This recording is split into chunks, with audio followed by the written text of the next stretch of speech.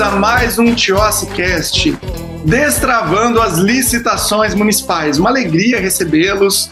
Hoje nós temos um episódio com um tema extremamente relevante, o estudo técnico preliminar, a governança e o impacto disso nas contratações públicas, para que as políticas públicas sejam de fato efetivadas, para que o plano de governo saia do papel e, principalmente, para que os servidores públicos que estão ali instruindo os processos tenham segurança jurídica e não sejam responsabilizados no futuro. E para falar sobre essa temática, eu recebo um amigo, professor, consultor de órgãos públicos e de empresas privadas, um grande especialista em licitações e contratos, Oswaldo Pires, meu amigo, uma alegria recebê-lo aqui no TIOSScast.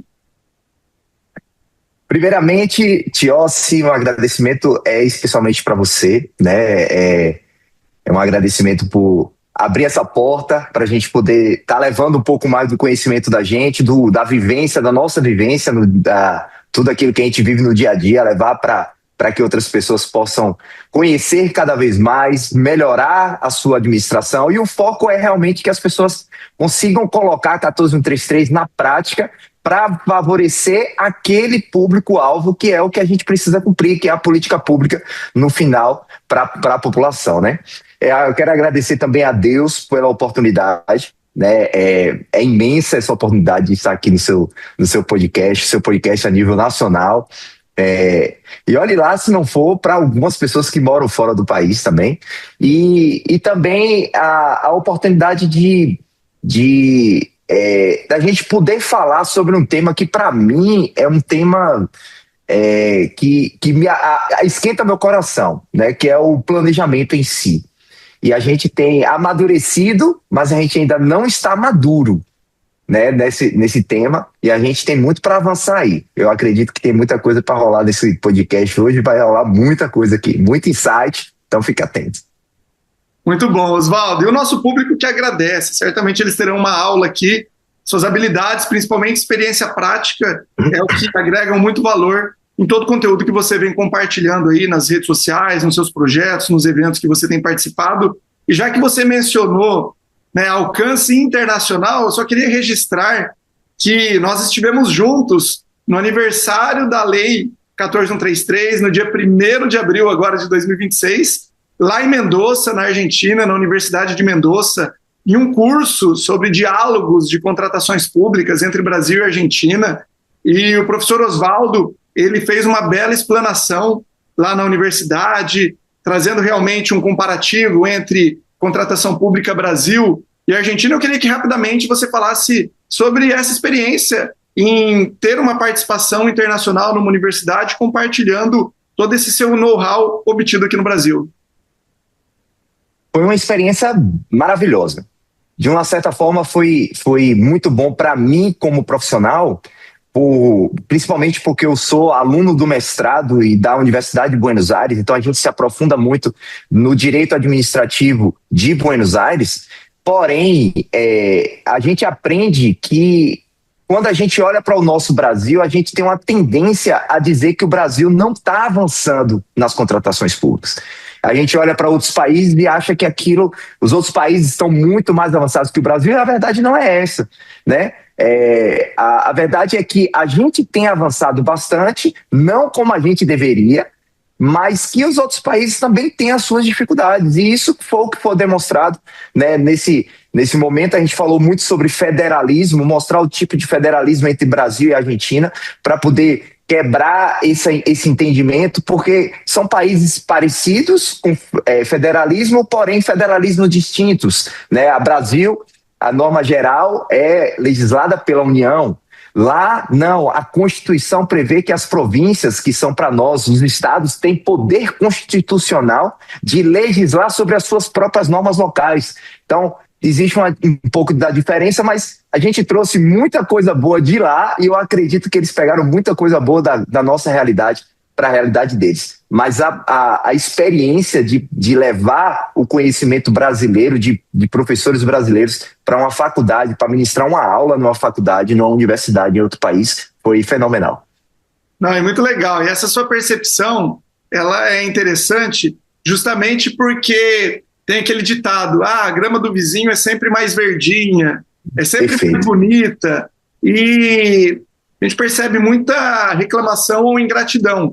Mas se a gente avalia o nosso atual cenário jurídico, o nosso ambiente normativo, nós temos um avanço sem precedentes. Né? Não digo nem comparando com os países vizinhos, mas em relação à própria legislação que existia. Se nós fizermos uma comparação objetiva entre 8666, 10520 com a 14133, é um salto sem precedentes, é uma quebra de paradigmas. E aí existe um espaço muito grande para nós avançarmos. E por mais que a legislação ela já tenha completado aí seus 5 anos, eu insisto em chamá-la de nova lei de licitações, justamente porque ela vem sendo subutilizada. Todos os dias eu vejo gestores perdendo grandes oportunidades por desconhecimento ou por medo em relação a questões que estão expressas na legislação ou que demandariam uma análise sistêmica para aplicação no caso real. E aí entra, né, a base da aplicação da 14133, que é a governança que vem ao encontro do estudo técnico preliminar, do termo de referência, do DFD, do PCA, do planejamento em geral. Eu queria que você começasse falando justamente sobre isso, para a gente avançar. Deixa eu só fazer um adendo antes. Você falou sobre a questão da segurança jurídica, e a gente tem a nossa tendência é sempre reclamar, né? É achar que nunca tá bom. Contudo, quanto mais eu me aprofundo, e isso veio num crescimento, porque a minha conclusão do curso em Direito, a minha tese do TCC foi falar sobre a Lei 8666 e o advento da nova lei, impacto nos municípios pequenos. E naquele momento, a minha tese era que a lei veio e que ia trazer problemas gravíssimos para a administração. E aí eu pontuei alguns pontos, o estudo técnico preliminar para tudo, né? Eu pontuei a situação, a condição dos agentes públicos municipais, né? E eu trouxe a questão das normas gerais, eu trouxe alguns pontos quanto a isso. Porém, conforme eu vou me aprofundando cada vez mais, eu me aprofundo na lei, mais eu gosto dela e eu olho para aquela tese lá atrás e falo, estava toda errada. Porque a gente tem botado culpa na lei, mas a culpa está na gente. A gente não quer mudar, a gente não quer fazer diferente. Porém, eu tinha colocado uma analogia, eu coloquei uma analogia que foi uma ponte quebrada, e que a gente estava do lado de cá na 8666 e para 14133 a gente tinha que pular essa ponte e esquecer a 866 para trás. Mas a gente não, a gente refez a ponte e está carregando a 866 no nosso reboque, a gente não larga ela de jeito nenhum. A gente precisa parar de olhar para 14133 com os óculos da 8666. Né? A gente precisa tirar esses óculos aí. Né? Mas é muito sobre isso. Sentido. Eu também trago sempre uma analogia do para-brisa e do retrovisor. Nós temos uma linda estrada pela frente, um caminho maravilhoso, só que a gente insiste em olhar pelo retrovisor, para o passado, e esquece que tem um para-brisa aqui enorme para a gente explorar, para a gente avançar. E o maior desafio, sem sombra de dúvidas, é a mudança cultural. Porque, de fato, o problema não é a lei. É óbvio que a legislação ela não é perfeita. Quando eu afirmo que eu gosto muito da 14133, é comparando com o modelo normativo que nós tínhamos. Mas ela possui contradições, ela possui omissões, e a gente vai descobrindo com a aplicação prática agora da legislação. Só que ela me agrada muito, porque ela agrega segurança jurídica, porque ela desenha fluxos, ela detalha procedimentos que nós não tínhamos antigamente. Um simples exemplo é a figura do termo de referência. Em linhas gerais, a administração pública, municipal, estadual e federal, mesmo no âmbito da 8666 ou da 10520, elaboravam um termo de referência. Só que muitos têm o princípio da legalidade como um princípio supremo. O poder público só pode fazer aquilo que está na lei. Agora, eu gostaria que quem está aqui nos ouvindo e nos assistindo indicassem, por gentileza, qual era o dispositivo legal nessas legislações anteriores que trazia a figura do termo de referência. Como que o servidor público tinha segurança jurídica para elaborar um termo de referência? Quais eram os requisitos mínimos imprescindíveis? Não existia. A administração pública era forçada, obrigada a elaborar um documento que sequer possuía previsão legal. Os órgãos de controle exigiam em checklists a apresentação de um termo de referência que não possuía previsão legal. Olha que insano isso daqui. O termo de referência ele surge através de um ato infralegal. O governo federal regulamentou no âmbito da União a figura do termo de referência. Nunca teve previsão nem na 8666 e nem na 10520. Só que agora na 14133 nós temos o termo de referência no artigo 6º, no artigo 18º, no artigo 40, ou seja, é a lei da segurança jurídica, tem um detalhamento, e tem gente que reclama, e tem gente que não gosta. Então o problema não é a lei, o problema é a aplicação equivocada, o desvirtuamento, a lente que ainda está na 8666, e isso vem gerando toda essa insegurança jurídica e essa paralisia. Você quer ver um ponto que você acabou de falar? É muito interessante e foi uma situação que eu estava conversando com um agente de contratação hoje, né? Hoje pela manhã. Eu estava explicando para ele. A gente usa o princípio, e aí é um problema, porque a legalidade é um princípio, né? E ele, assim como existem princípios constitucionais, direito à vida e direito à dignidade humana. Então, são princípios, mas eles não são soberanos uns sobre os outros, né? O princípio da legalidade não está acima do princípio da racionalidade, nem da proporcionalidade, não está acima. E aí, a gente usa o princípio do formalismo moderado para justificar todas as nossas decisões. Inclusive, os próprios tribunais de contas têm utilizado, que foi por conta do não utilização do princípio do formalismo moderado. E aí eu estava falando para ele, eu falei, cara, o artigo 12, inciso 3 da lei, ela diz que nenhuma empresa será desclassificada por conta de erro formal que em si, né, o texto da lei, que em si não cause a comprovação de que ele não está apto a executar aquele contrato. A lei já traz positivado o princípio do formalismo moderado. Mas a gente faz o quê? O cara mandou uma declaração lá, mas está sem assinatura. Aí a gente quer o quê? Não, desclassifica o cara não assinou. Mas a declaração está lá. O cara só não assinou. Aí o que é que acontece? A gente quer justificar em cima de princípio. Não, está positivado na lei. É com base no artigo 12, inciso 3. Eu vou resolver esse problema. O cara vai entrar com recurso. Entre, meu amigo. Você tem todo o direito de entrar com recurso. Então, a questão não é essa. A gente precisa quebrar esse medo de que a lei é um problema e a gente está carregando esse problema e ela só traz problema.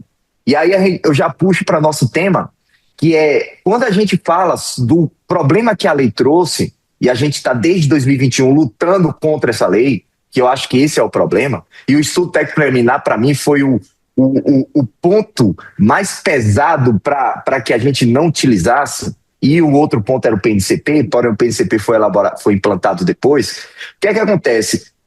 Quando a lei veio, ao invés da gente começar a olhar, falar assim, deixa eu dar uma olhada nela, deixa eu estudar essa lei, eu comecei a dizer, não, a lei vai me trazer problema, e aí eu não quero mexer nela. 2 anos sem se utilizar, depois mais 8 meses de prorrogação, depois final de 2023, 2024, último ano de mandato, você falou muito bem sobre isso lá na Argentina, último ano de mandato, o que eu tinha de licitar para 2024, eu licitei em 2023, eu orientei meus municípios a fazerem isso, né? Licitamos em 2023 e 2024 só situações pontuais, uma obra, uma coisinha assim ou outra, que muita gente ainda usou o optar por licitar, dia 31 de dezembro de 2023, chegou em 2025, início de ano, o que é que a gente vai fazer? Dispensa emergencial, uma licitação ou outra, organização, está usando a lei, de fato, a partir de agora. E aí o que é que acontece? A gente não teve, em momento algum desse processo, parada para analisar, falar assim, cara, eu preciso olhar para ela com outros olhos. Eu preciso olhar para ela como algo que veio bom para mim, que é algo que veio. E ela veio, né? Um ponto interessante, numa live que eu fiz uma live ontem, falando no regime de preço, eu não vou entrar no regime de preço, mas o procedimento auxiliar, ele já delega que todos os procedimentos todos os procedimentos oriundos dos procedimentos administrativos, a parte procedimental dos processos auxiliares, serão feitos com base claros e definidos em regulamento. Aí as pessoas não querem regulamentar, querem utilizar o regulamento da União. Perfeito, utiliza, mas vai ter problema. Mas não querem regulamentar. Não regulamentam e vão cobrar, dizer que a lei não é boa. Cara, a lei está te dando a possibilidade de você fazer o sistema de registro de preço, o procedimento do registro de preço do seu jeito. É procedimento, lógico, você não vai criar o que a lei já traz, mas o procedimento, olha, vai ser convocado dessa forma, eu vou fazer IRP só nesses casos, a ata de registro de preço vai ser renovada com renovação dos quantitativos, vai ser por mais anos, desde que comprovada a vantajosidade. Tudo isso, a lei me deu essa possibilidade de regulamentar, mas eu boto culpa na lei e não quero regulamentar. Aí fica fácil, né? E eu acredito que isso é até uma questão também cultural e histórica, porque se a gente avalia, nós não tivemos experiências pretéritas de regulamentação. Geralmente a administração pública municipal, ela se baseava nos próprios regulamentos federais.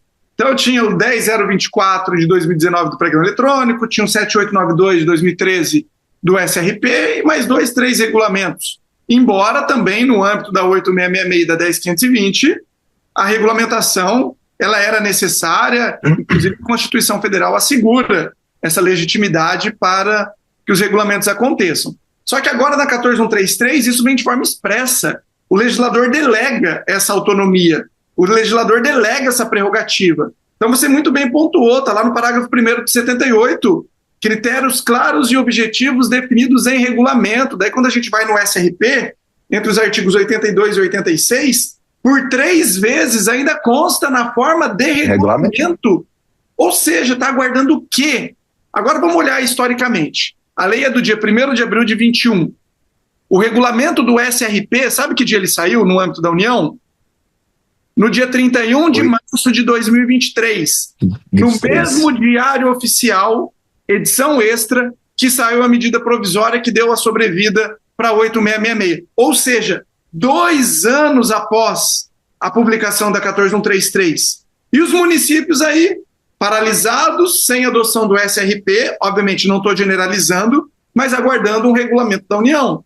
E isso, muitas vezes, em razão do próprio artigo 187, que dispõe que os municípios poderão adotar os regulamentos da União. Então, se eu nunca fiz, não sei por onde começar, vamos aguardar a União. Mas daí depois vem a reclamação de uma norma que não é adequada para a realidade das instituições municipais. E isso vale, seja para planejamento, para fiscal e gestor de contrato, para procedimento auxiliar, para dispensa de pequeno valor, para procedimentos em geral para aplicação da 14133. Então eu digo que para nós conseguirmos aplicar a lei na sua plenitude, os municípios precisam assumir o protagonismo e realizarem a regulamentação de acordo com as suas peculiaridades. Se inspirar em regulamentos da União, se inspirar em regulamentos de outros municípios, interessante, como fonte de estudo, como inspiração, mas não como um copia e cola, Ctrl-C, Ctrl-V, que é o que vem gerando a paralisia.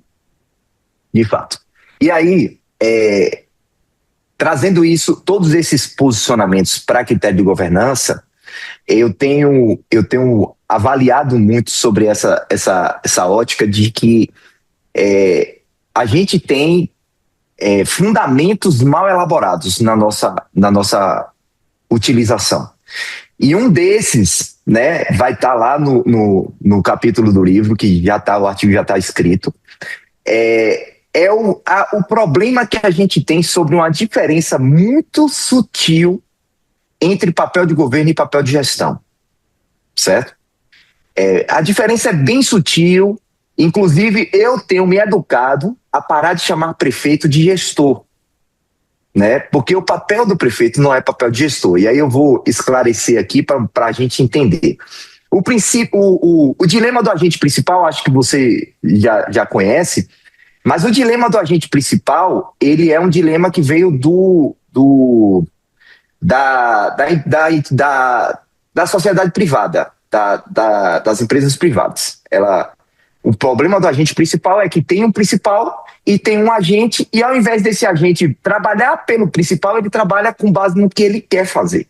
Então, esse é um dilema, esse é um problema causado. E na administração pública, a gente tem esses papéis. A gente tem o principal, que é o povo, que é o público-alvo da política pública que vai ser executada.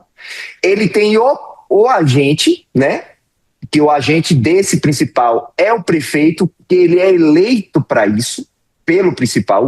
O principal, ele elege alguém para fazer política pública para ele. Então, o principal elege o prefeito para fazer essa política pública, certo? O prefeito, com viés de ouvir a sociedade, elabora plano de governo, como você mesmo trouxe, elabora plano de governo para fazer que essa política pública alcance os desejos do principal. E esse agente, que é o prefeito, e ele entra na gestão como papel de governo, porque ele está ali para governar, ele não está ali para gerir. Ele entra com papel de governo, que é que ele deveria fazer, né? Vamos olhar aqui para o mundo real.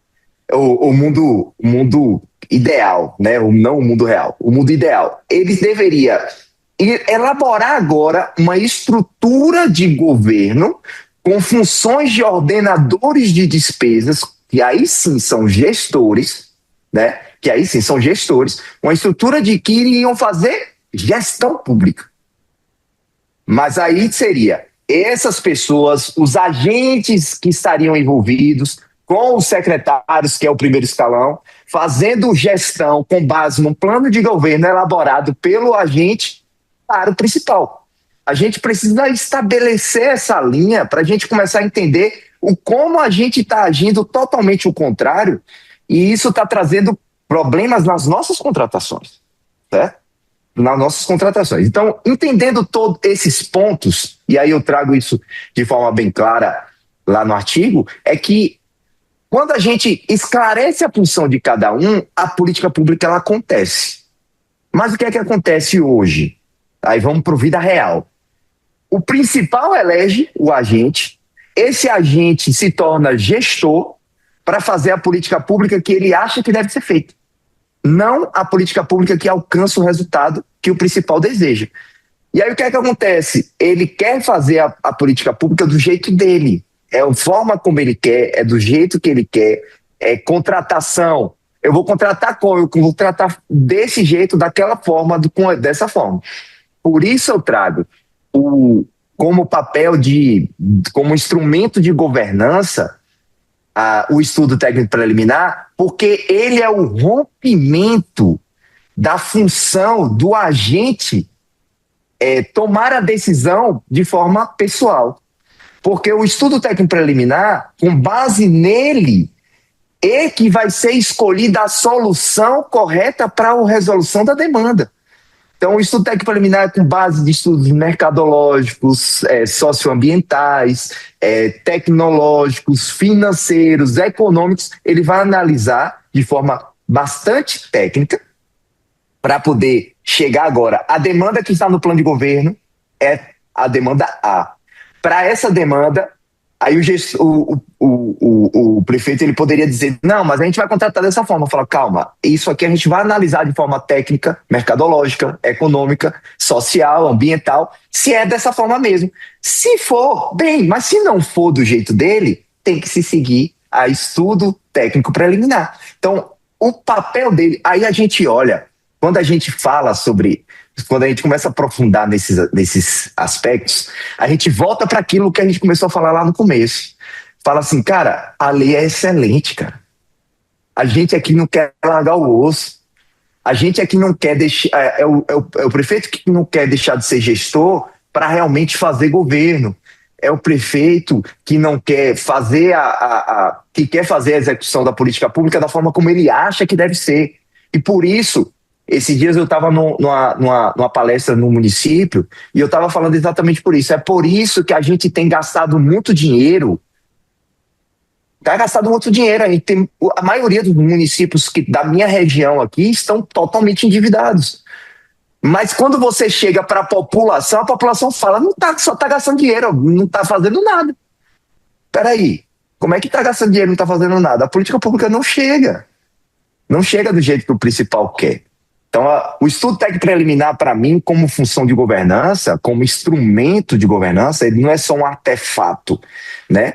Um instrumento de governança, ele quebra esse ciclo, entendeu? Ele quebra. A demanda está lá, ele analisa de forma tecnicamente, agora a gente vai contratar conforme o estudo técnico, não com base no que a gente acha, porque o estudo técnico ele deveria ser um documento que estudasse e trouxesse uma solução adequada, financeira, econômica, mercadológica e social, para que realmente a política pública alcançasse. E aí a lei trouxe possibilidade de audiência pública, a lei trouxe possibilidade de ouvir o mercado, a lei trouxe a possibilidade de discussão e várias de forma intersetorial dentro da própria administração. E o que é que a gente faz? Utilização de inteligência artificial para fazer isso tudo técnico preliminar. Então é difícil, mas é necessário que a gente quebre essa estrutura para que a gente realmente faça a governança de forma clara nessa administração, nessa fase de planejamento aí.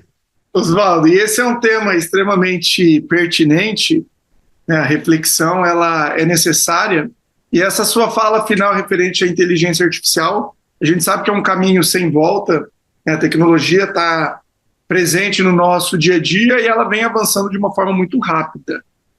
O que, infelizmente, a gente tem observado é simplesmente a delegação para que a inteligência artificial ela traga as respostas, sendo que quem tem as respostas é quem está dentro do problema, é quem é o conhecedor da causa, é quem, de fato, vivencia a realidade, as dificuldades, porque é isso.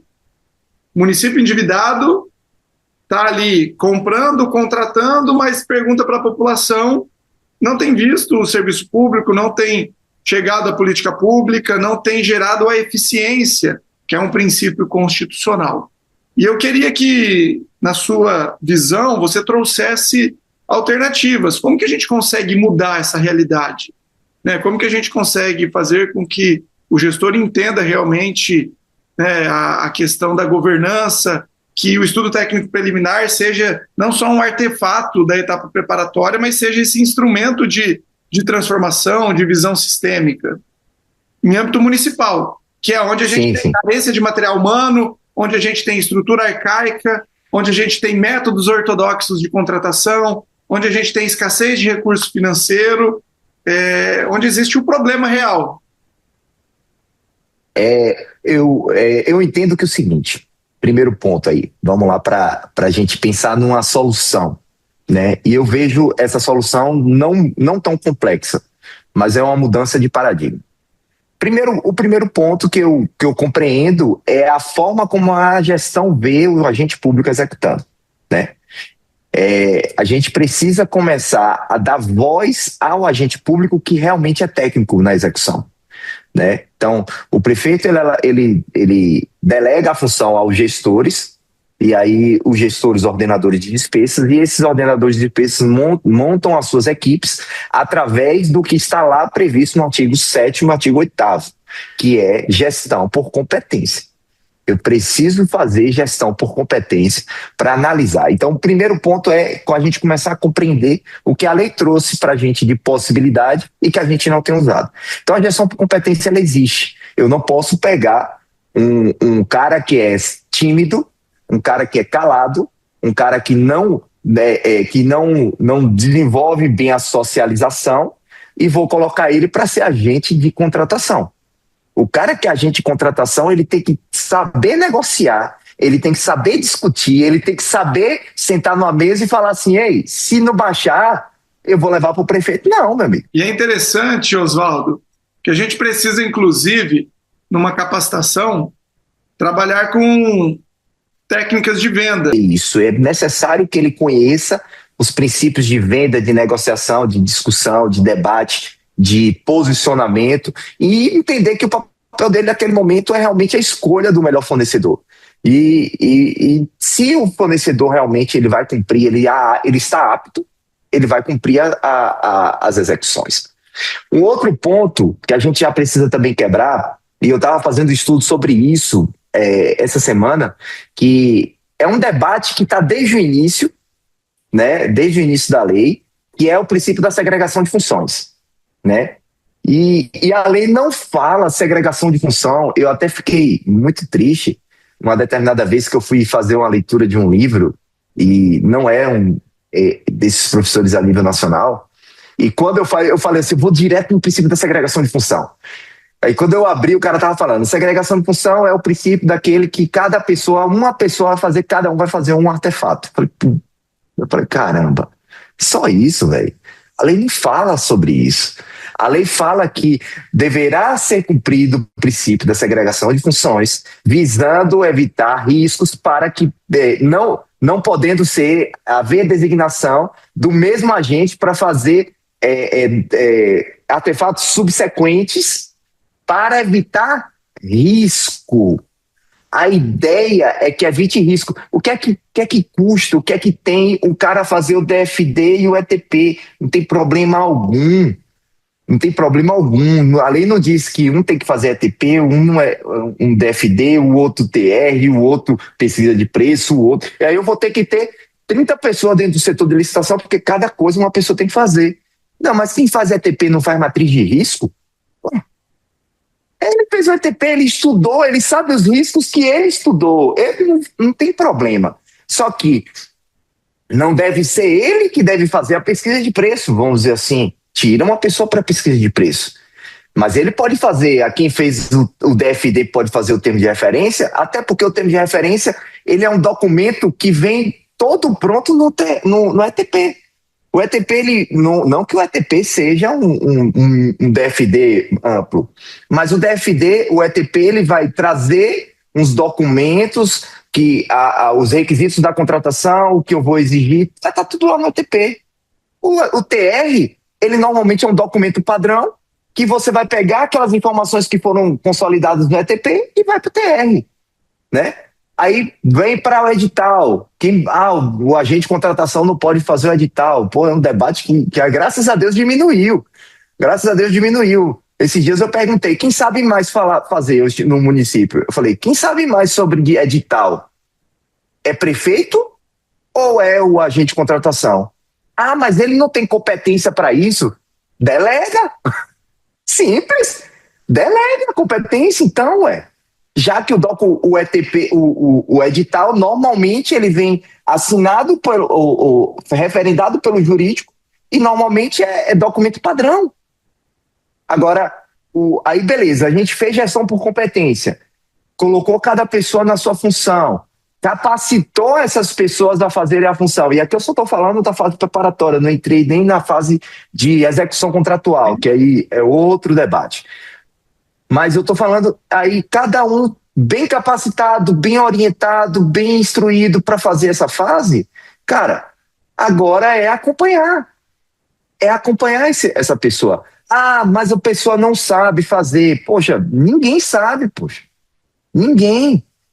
A gente vai... Aí as pessoas têm falado muito que o estudo técnico preliminar, ele é um documento que está lá, a União faz já desde 2018 e... Vai lá olhar os ETPs que a União faz.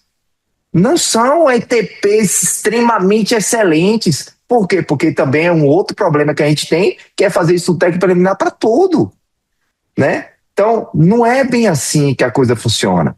Então, se eu elaboro, montei minha estrutura, fiz gestão por competência, agora eu vou para o artigo 11, parágrafo 1º, governança das contratações, monitorar, criar procedimentos, tudo isso está lá na mão da alta administração. Monta o seu regulamento com base na sua realidade local. Um exemplo, um agente de contratação me fez essa pergunta hoje. E quando chega, olha que pergunta interessante, eu gosto desse tipo de pergunta porque é de quem pensa, não é de quem só faz. Olha só a pergunta que ele me fez hoje. Ele perguntou assim, um ofício que chega para o setor de licitação do secretário, já com o objeto e as 3 cotações, dizendo que é para fazer a contratação daquele objeto. Como que a gente segue? Como é que eu vou fazer termo de referência nisso? Porque já chegou com o ofício e as 3 cotações do né? Planejamento, foi para o espaço. Mas na teoria, se a gente for debater, não foi feito o artefato, mas o planejamento foi feito, porque ele buscou saber qual era o que ele queria fazer. Falei, primeiro, no regulamento que a gente tem no município, faculta ou obriga a fazer ETP? Não, faculta, dispensa ETP para dispensa de pequeno valor. Que é dispensa de pequeno valor. Falei, perfeito, então esquece ETP. Termo de referência precisa ser feito? Pede para o pessoal fazer. Equipe demandante fazer e já mandar o ETP junto com o material que eles mandaram. Simples. Ah, não, mas quem tem que fazer TR é outra pessoa. Pô, calma aí, gente. Espera aí, a gente está tentando transformar o que é real em fictício, porque o ofício já chegou, a cotação já foi feita, os documentos já estão prontos, a documentação da empresa está ali. É só pedir para o cara falar, beleza, e com base nisso tudo que você fez, elabora o termo de referência. Não tem que a gente transformar o real em fictício, né? Se é real, o que aconteceu foi aquilo. Transforma o real em real e pronto, acabou, né? Então, transformou a gestão por competência, monta os seus regulamentos de forma que o seu agente público tenha segurança jurídica em executar. Tiossi, tem um ponto interessante de que eu tenho um debate muito largo sobre questão da dispensa eletrônica, né? De que o debate que a dispensa eletrônica não é obrigatória e realmente não é obrigatória, mas tem muita gente trabalhando na administração pública decidindo o que não está em regulamento nenhum. Esses dias eu estava num debate num curso, a gente fez uma imersão, e num curso eu falei assim, dispensa eletrônica. Aí o cara falou, e quando, eu até fiz essa pergunta, e quando o preço da cotação está mais barato do que o preço do fornecedor na dispensa eletrônica? O que é que você faz? Porque ele usa a média, não deveria usar a média no preço, né? Para mim, deveria ser preço orçamento sigiloso na dispensa eletrônica. Publica lá e deixa o cara oferecer o preço dele. E pronto, acabou. Nem negociação deveria ter. Mas aí ele falou, eu negocio com o fornecedor. Eu falei, e aonde é que está escrito isso? Ele, artigo 90 da lei. Eu falei, mas ali fala de licitação. Ali não fala de dispensa. O regulamento da dispensa eletrônica que você está fazendo é a IN do governo federal. Porque você faz dispensa eletrônica com base nele, porque na lei não fala nada sobre dispensa eletrônica. Mas eu tenho que negociar. Eu falei, não, você não tem que negociar. O regulamento da União não vê isso, não prevê. Se o regulamento da União não prevê e você está decidindo, é você que está agindo. Se isso estiver errado, é você que agiu errado com base na sua consciência, não com base no regulamento. Isso é insegurança jurídica. Então, traz isso no seu regulamento para que o agente público ele faça, eu fiz isso por quê? Por quê? Porque está no meu regulamento seguir assim. O órgão de controle pode questionar? Pode. Seu agente de contratação, Oswaldo, agente de planejamento, na hora que você fez essa dispensa aqui, você não fez estudo técnico preliminar. Por quê? Porque no meu regulamento prevê que é dispensado para dispensa de pequeno valor. Não, mas você tinha que ter feito. Ele falou, tudo bem, vai reclamar com a alta administração, não comigo. Você dá segurança jurídica para o agente público, né? E aí, segurança jurídica também um outro tripé dessa base para gestão por competência, fazer a governança, regulamentação e dar segurança jurídica. Quando você faz isso, você tem que dar agora um problema que a gente tem quando eu faço capacitação em município, que é, eu não tenho autonomia para fazer. Aí, meu amigo, a gestão precisa dar autonomia para os seus agentes públicos. Sem autonomia, não adianta. Eles não vão ter. Lógico que aí eu tenho um amigo, eu vou citar o nome dele aqui, Anderson Oliveira, um advogado fenomenal, e ele tem um debate que ele fala assim, não existe município nenhum, a maioria, né, nenhum não, a maioria dos municípios não tem uma lei de processo administrativo, e ali processo administrativo disciplinar. Não tem. Aí seguem tudo a lei federal, mas a lei federal não é nacional, é específica para o agente público federal. Aí não fazem, e aí o agente público, às vezes, quando tem isso, ele tem as competências, tem as atribuições e tem as responsabilidades, né, as responsabilizações. Quando tem isso, eu dou autonomia, se ele pisa fora da linha, eu chamo ele na chincha através do processo administrativo disciplinar. E aí, ao mesmo tempo que eu dou autonomia para ele fazer certo, ele não vai fazer errado. Entendeu? Então, o caminho é esse. Mas o que é que a gente tem visto?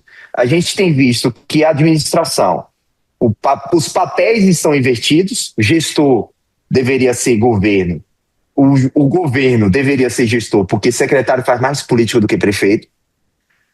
O secretário que deveria fazer gestão não faz gestão, o agente público é designado somente em documento, ele está se virando para fazer do jeito que ele acha que deve ser feito, seguindo regulamentos que não cabem nele, porque os regulamentos da União, em muitos deles, não cabem nos municípios pequenos, e aí vira esse tardalhaço e a gente põe culpa em quê? Na lei.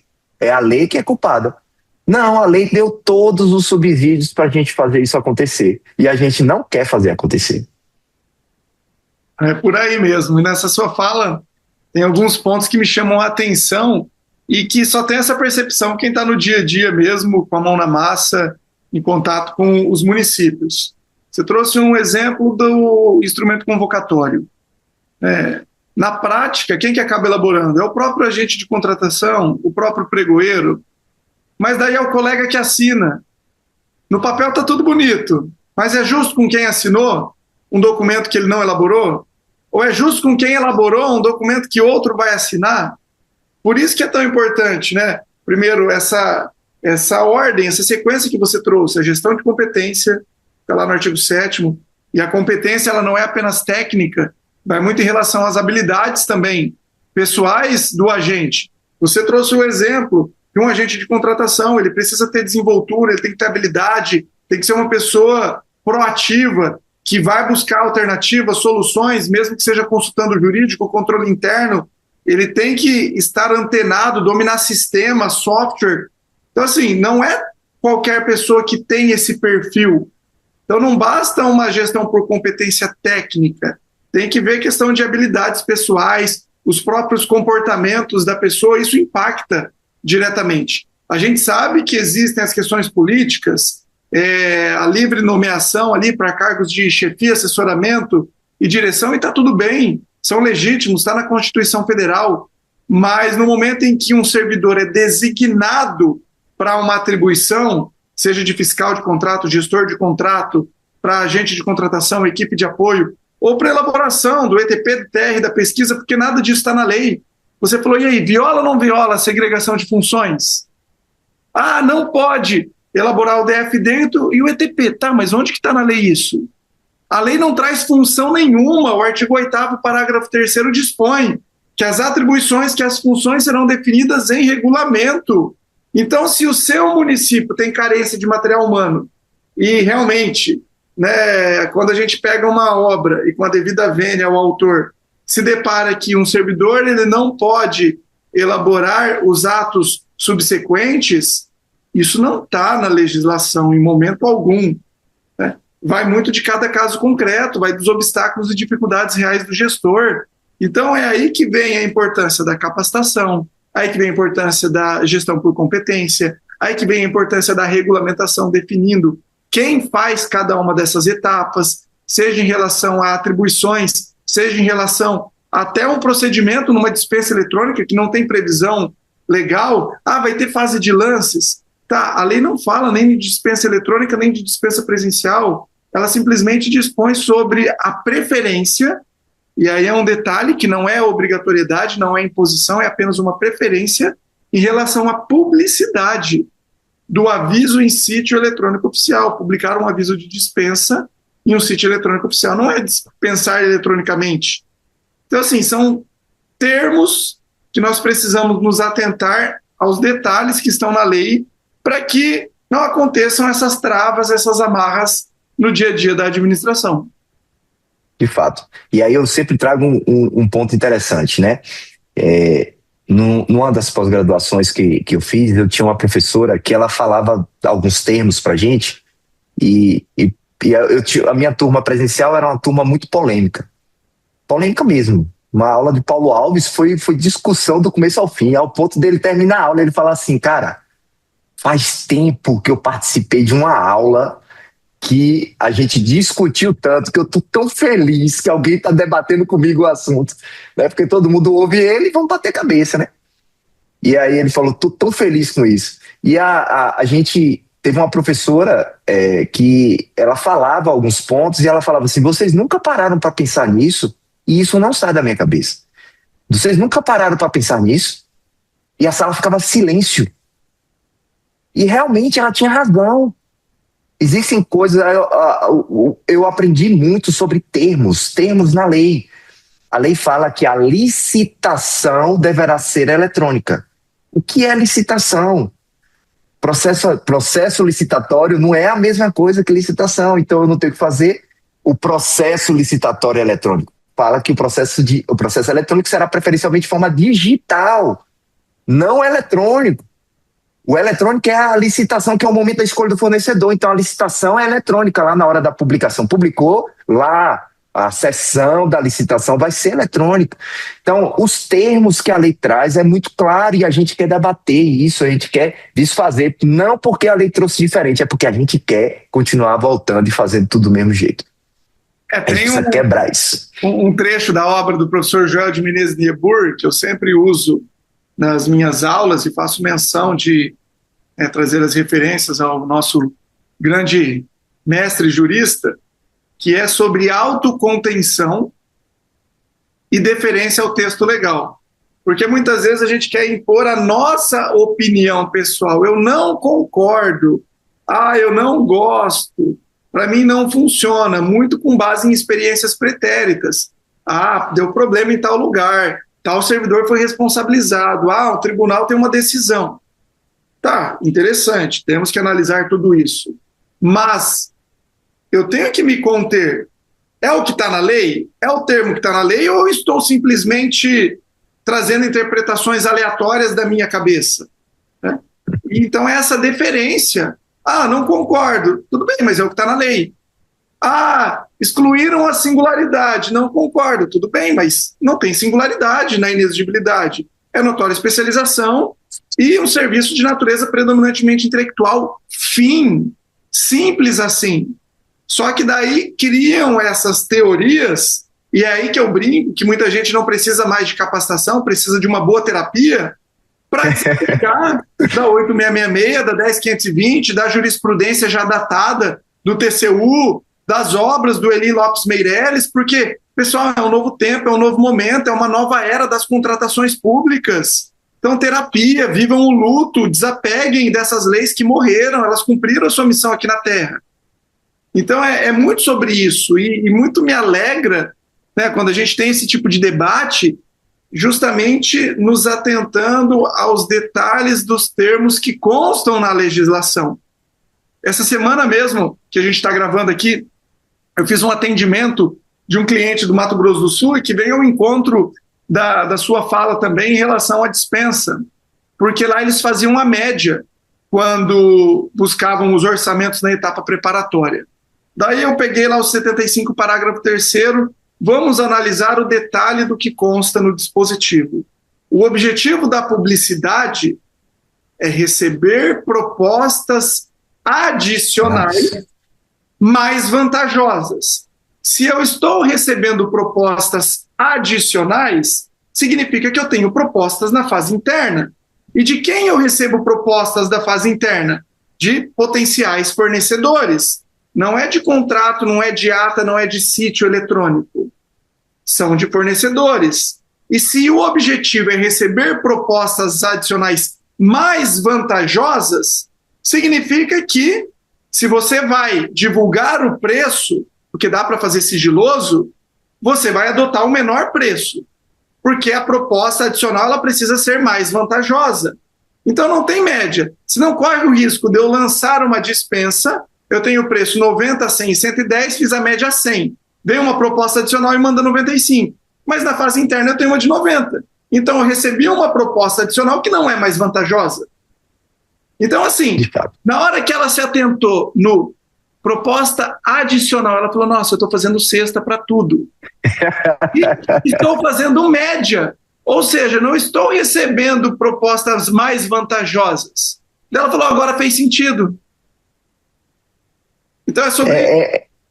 Exato, é um ponto interessante. E aí onde é que está? Faz sentido para o agente público, certo? Faz sentido para o agente público.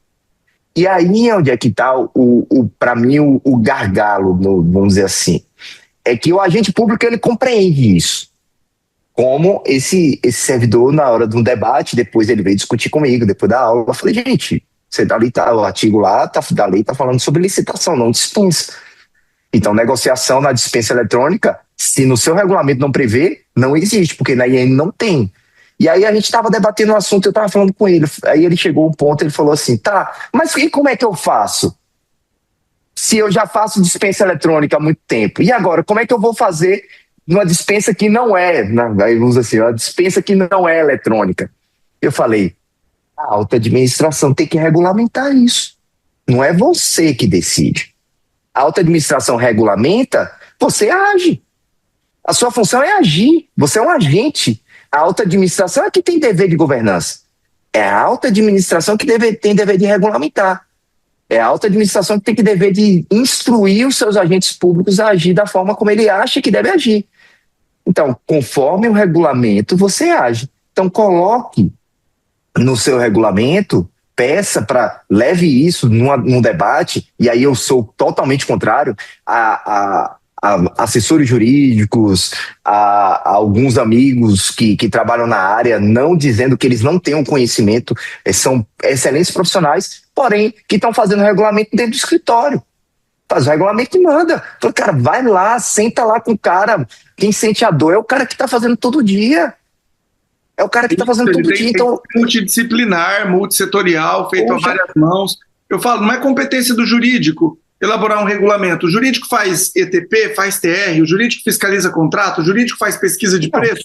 Como que ele vai definir isso em regulamento se ele não está ali no dia a dia exercendo tais atribuições? Pode ser que em determinados casos específicos ele vai contratar um curso, vai comprar uma obra, vai demandar uma assessoria. O start do processo vai sair da procuradoria, mas em linhas gerais, isso não seria uma atribuição inerente ao órgão de assessoramento jurídico. Então tem que envolver o pessoal do setor requisitante, da área demandante, tem que ter contabilidade, tem que ter controle interno, tem que ter os secretários, tem que ter o pessoal da fiscalização e gestão de contratos, compras, licitação, porque a regulamentação ela tem que ser esse fluxo sistêmico. O processo ele é feito por várias mãos, em vários setores, e aí vem ao encontro de uma fala sua que é extremamente interessante, do técnico, do servidor que está ali no dia a dia, ser ouvido, ele ser reconhecido, né? Ele ter essa autonomia, esse poder, essa voz de trazer caminhos e alternativas também, porque ele que está com a mão na massa, ele que está ali buscando as melhores alternativas para resolver aqueles problemas. E na prática nem sempre isso acontece, a ordem vem de cima para baixo, né, simplesmente num poder hierárquico, e é onde desanda tudo, é onde as coisas não avançam, porque muitas vezes são imposições contrárias à norma, são exigências que sequer possuem previsão legal ou infralegal, e vai gerando toda essa paralisia. De fato. E aí a gente tem um problema para esclarecer, só para pontuar sobre a questão do ETP, né? O estudo técnico preliminar, na minha visão, foi um dos problemas da gente não colocar a lei em prática. Um dos, né? Não foi só ele. O PNCP foi o principal, porque a lei falava que tudo tinha que ser publicado no PNCP. Na teoria, isso até subentende que algumas coisas nem publicado no Diário Oficial é necessário, somente no PNCP, Diário Oficial Eletrônico, né? E esse PNCP não estava pronto quando a lei veio. Então virou aquele medo de fazer. Inclusive, mas porém, alguns juristas, aí eu cito o professor Jacobi, o professor Rony Charles, eu não me lembro se você já fazia isso, porque eu não lhe seguia naquela época, né? Mas tinha um posicionamento de que a lei já está vigente, a lei já está podendo já tem sua eficácia e já pode ser utilizada, mesmo sem um PNCP existindo. Então, beleza. O outro ponto era, estudo técnico preliminar era para tudo, porque para a União é para tudo. Mas e aí? É para tudo ou não é? E estudo técnico preliminar, o que é isso? Para você ter uma noção do que é que as pessoas tinham sobre entendimento de estudo técnico preliminar, uma determinada vez eu fui no município, eu debatendo com a equipe inteira e o jurídico, aí estava discutindo sobre outros assuntos, e ele falou assim, então, mas me diga aí, qual é a sua, isso no município, viu? Uhum. Qual é a sua posição quanto à obrigatoriedade do ETP digital? Eu falei, ETP digital? Falei, de onde que ele tirou isso? Fiquei pensando, falei, de onde é que você tirou isso? Aí eu falei, me explica melhor sobre esse negócio de ETP digital. Não, é porque tem um regulamento federal. Eu falei, é para a União, poxa. ETP digital é para a União, o município não tem obrigatoriedade nenhuma de fazer ETP digital. Então, a gente veio com um problema. ETP era para tudo, e aí a gente saiu de um problema que era não fazer ETP, não usar a lei porque a gente não sabia fazer ETP, para agora utilizar a lei e fazer ETP para tudo, e o ETP virou um documento formal. E aí a gente saiu de um extremo para o outro. Né? A gente não amadureceu, porque também a gente todo mundo agiu com medo. A gente não amadureceu de que o ETP para que serve esse instrumento, para uma análise de mercado, para soluções que a gente não tem conhecimento. Eu estava até debatendo um assunto com a Márcia. Falei, Márcia, do DFD, o objeto pode vir. Não é que ele deve, mas ele pode. Eu estou fazendo uma demanda, explicando a demanda. No final eu digo, inclusive nos últimos 10 anos, essa demanda é suprida através da contratação tal. Ué, é a coisa mais fácil do mundo para o agente que agora vai começar a fazer um estudo, ele dizer, poxa, a gente vai partir de onde? A gente vai partir do que a gente contratava. Eu contratava transporte escolar através de contratação de uma empresa com motorista e com combustível. Vamos começar por ela e aí ver todas as outras soluções. Não e já partir para uma solução mirabolante, e aí a gente vai trazer um problema para a administração. Então o ETP a gente teve esse problema. Então a gente precisa amadurecer muito sobre a elaboração desse instrumento, a elaboração desse documento, para que ele realmente seja ele tem esse papel de governança, vai quebrar esse dilema do agente principal, né? Vai fazer com que a administração pública compre melhor, que seja mais assertiva na sua contratação e até na escolha desse fornecedor, e a gente siga aí fazendo política pública e que o principal possa olhar e falar assim, realmente, a política pública está sendo executada. E é legal, Oswaldo, que isso fecha toda essa linha de raciocínio, porque muitas vezes está ali o prefeito que foi eleito, ele tem as vontades pessoais dele, que ele entende que são melhores para aquela determinada municipalidade, só que quando existe um estudo técnico preliminar, diante daquele problema, existem outras inúmeras alternativas e soluções que podem ser técnica e economicamente muito mais viáveis e vantajosas para a administração. Então sai de algo pessoal para algo realmente racional, que teve um estudo onde foram analisadas algumas variáveis, onde usou o histórico.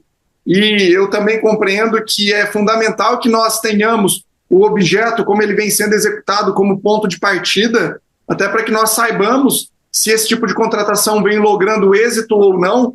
E esse é um ponto interessante, porque geralmente a gente recebe muita reclamação. Essa empresa vive dando problema, esse tipo de prestação de serviço é ineficiente.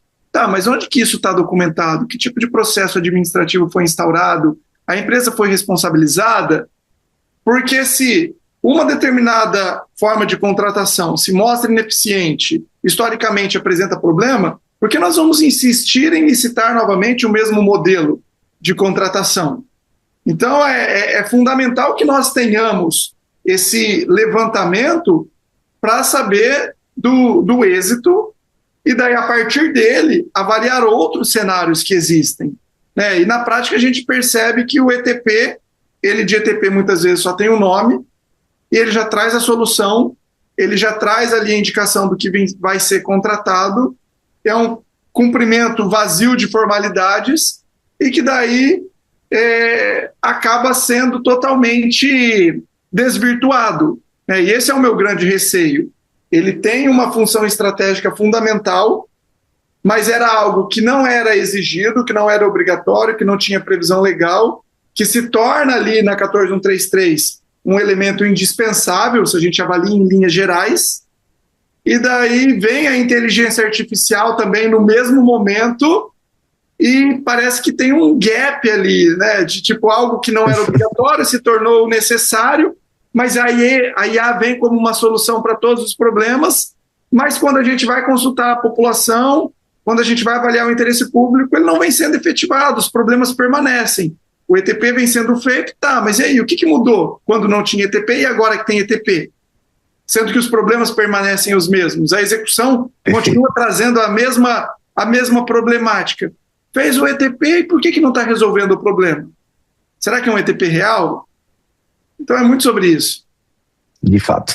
E aí a gente tem esse dilema aí para a gente resolver. Mas eu creio que, e eu tenho visto isso, né? Eu tenho visto com bons olhos, né? Que a gente tem amadurecido. A realidade, a prova disso é que a gente tem visto já regulamentos em municípios diferentes da União. A gente já tem municípios fazendo estudos técnico-preliminares somente para aqueles fundamentos, não para todos os objetos. Material expediente. Vou perder tempo fazendo estudo técnico-preliminar, só vai perder tempo. Né? Então, eu acredito que a gente está num caminho, e esse caminho a gente vai amadurecer com o tempo. Eu não sei se a gente vai passar 30 anos para amadurecer, porque na 8666B a gente não amadureceu. Então, eu não sei se a gente vai passar 30 anos, mas eu creio que a gente tem muito para avançar. E eu creio também por conta de muitas pessoas estarem debatendo esses assuntos, discutindo isso. Né? E a gente precisa parar de pôr culpa na lei, né? De pôr culpa na União. A União legislou norma geral, legislou norma específica. Vamos parar com isso. Se está na legislação, e você entende como norma específica, legisle sobre isso, justifique que entende que aquilo é norma específica e legisla no seu município. Aquilo que a União, que a lei trouxe pra gente, eu até falei isso na lei, não é essa palavra, mas ficou parecendo que é um decreto delegado, né? Ficou parecendo que é isso. A lei foi lá e falou assim, regulamente no seu município. Então é um regulamento delegado. Então a lei me deu essa possibilidade, então regulamente a sua realidade, o seu jeito e a sua forma. E dá segurança jurídica para o seu agente público, agente político, o agente público mesmo, o agente público que vai executar essa política pública para que ele possa fazer da melhor forma possível. Muito bom. E até pegando um gancho na segurança jurídica, a gente percebe que a insegurança ainda é geral, talvez por conta do histórico que nós tivemos, escândalos de corrupção, mas hoje a gente tem um ambiente normativo muito bom. A própria 14133, ela traz bastante tranquilidade, clareza. Nós temos a nova lei de improbidade administrativa, nós temos a lei de abuso de autoridade e nós temos a LINDB. E dos 194 artigos que constam na lei, o que eu mais gosto é o artigo 5º. Além de apresentar os princípios, ele traz lá a LINDB de forma expressa. E quando a gente vai no artigo 30 da LINDB, é importante nós nos atentarmos também ao teor da redação, ao detalhe. Consta lá que para aumentar a segurança jurídica na aplicação das normas,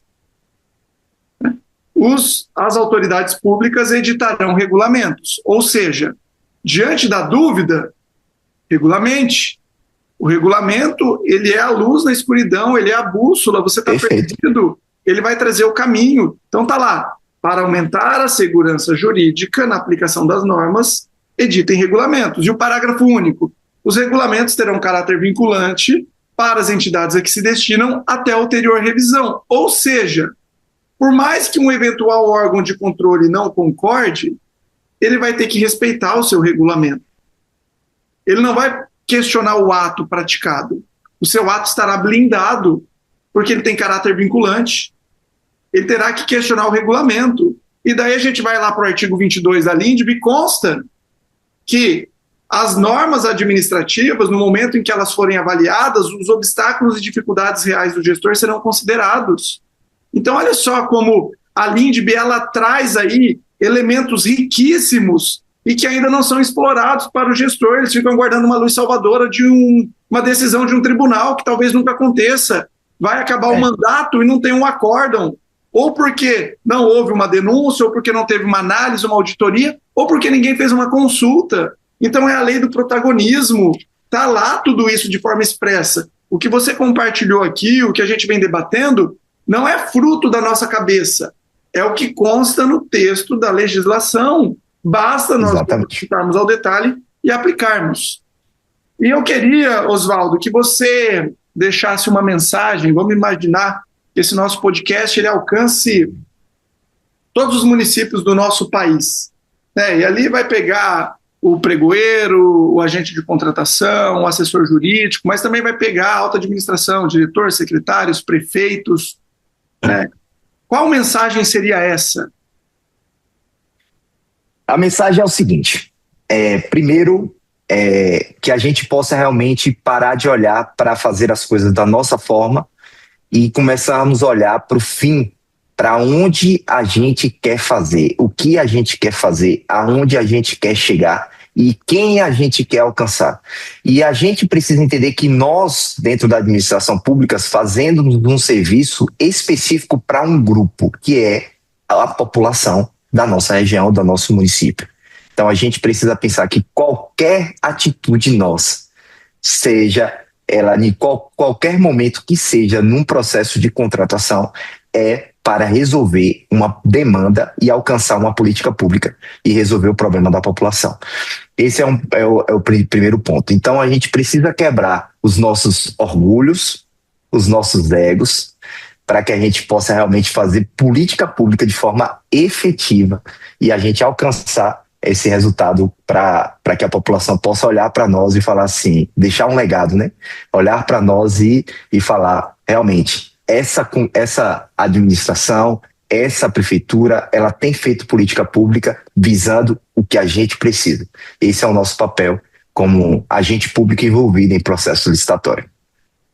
Muito bom, parabéns. Eu assino embaixo, é o que eu defendo também.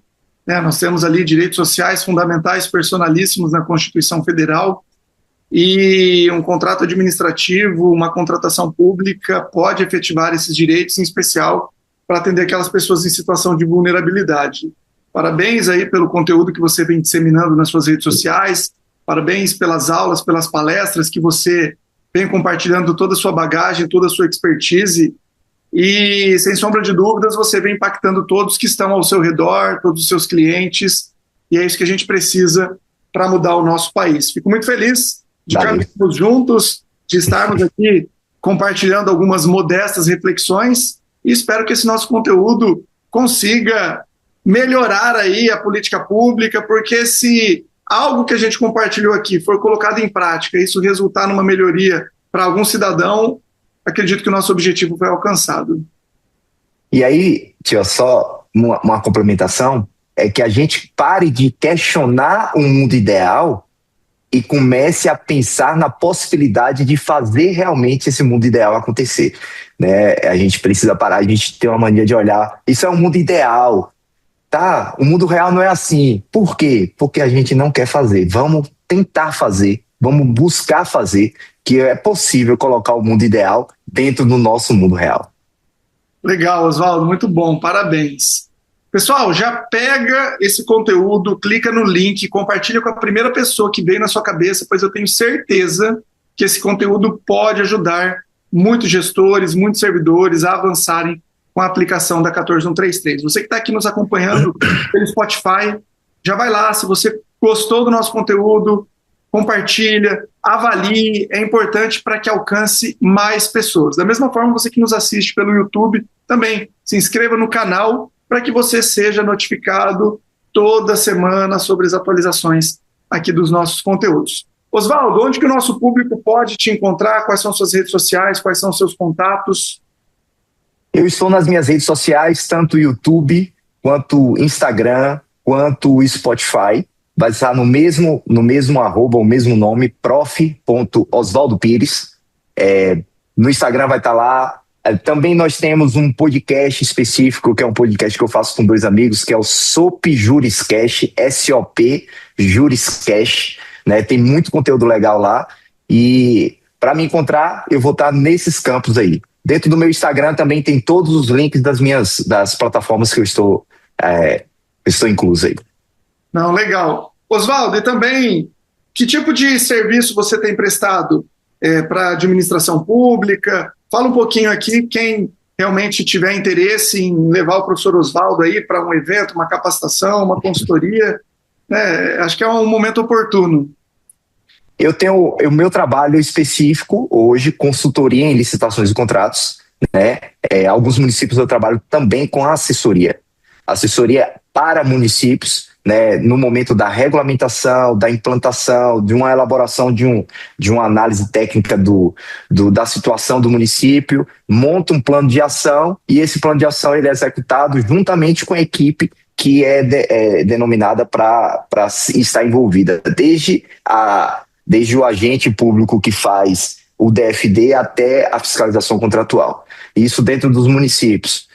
Também faço cursos, capacitações, imersões, faço palestras em eventos e agora a gente está expandindo um pouco, né? Não é um trabalho específico de participar de licitação, mas sim de orientação da equipe das empresas para participarem de licitações de forma estratégica, né? Para que as empresas possam fazer e montar uma estratégia para ganhar a licitação, porque licitação para empresas não é só participar, é estratégia também. Não, muito bom, legal essa sua visão 360, os dois lados da moeda, e não é à toa, né, que você tem essa habilidade, essa expertise, porque licitação é uma via de mão dupla, de nada vale o poder público lançar uma licitação se não tem empresa, e de nada vale a empresa querer participar se não tem uma licitação adequada. E quando você consegue transitar nesses dois lados, sem sombra de dúvidas, o resultado é diferenciado. Então, meu amigo, foi uma alegria, que Deus continue abençoando a sua vida, a sua trajetória profissional, né, o seu desenvolvimento pessoal. Fico muito feliz de ter você aqui junto com a gente, aqui dentro do projeto, compartilhando essa sua habilidade aqui no TIOSCast. Certamente não faltarão oportunidades para nós debatermos outros temas com profundidade, já fica aí o convite, né? Pensa num tema aí, a gente organiza. Fique à vontade. Quem sabe numa próxima oportunidade em um estúdio, gravando presencial, mas o legal da tecnologia é isso, né? Nós temos ouvintes em todo o Brasil, nós temos esse encurtamento de distância, o importante é que a mensagem foi compartilhada e foi disseminada pensando sempre na construção de um Brasil melhor. Verdade. Grande abraço, eu que agradeço a oportunidade de estar aqui e agradeço também tanto a você quanto ao Leandro Matsumoto, né, lá no Notórios, e a gente tem avançado bastante com base nas orientações que você tem trazido para a gente.